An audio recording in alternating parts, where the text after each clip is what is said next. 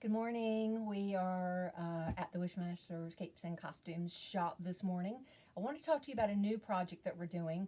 I was lucky enough to get invited to create a Dr. Doom, but a very different Dr. Doom from what you see normally on our websites. Normally it's the green Dr. Doom with the fur capelet or different various colors of green, but this time we have a white Dr. Doom with a gold lining as requested by the client. But what I really found, that one of the things that this particular client requested was satin fabric. And satin fabric is a little tricky when you put it onto a cosplay. The main thing about it is it doesn't hold up very well. Satin fabric is kind of a real thin fabric. And so when you put it around collars or you put it around sleeves, it kind of folds in a little bit.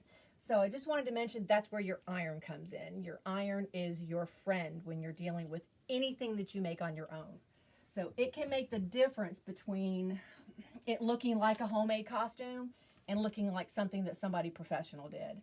So whenever you're doing any costume, whether it is satin or whether it is like a micro suede, it doesn't matter what it is, get yourself a good iron.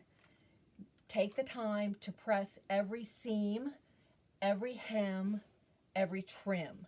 And you can't always put it on the fabric itself. Sometimes you have to get yourself I use parchment paper a lot. So it makes the big difference in the way it wears. If you see right here on this cape, it's got some pull on it.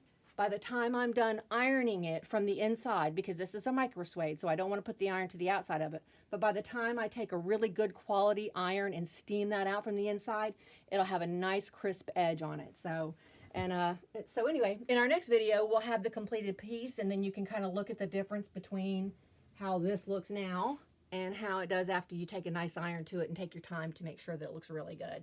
Talk to you soon. Thanks.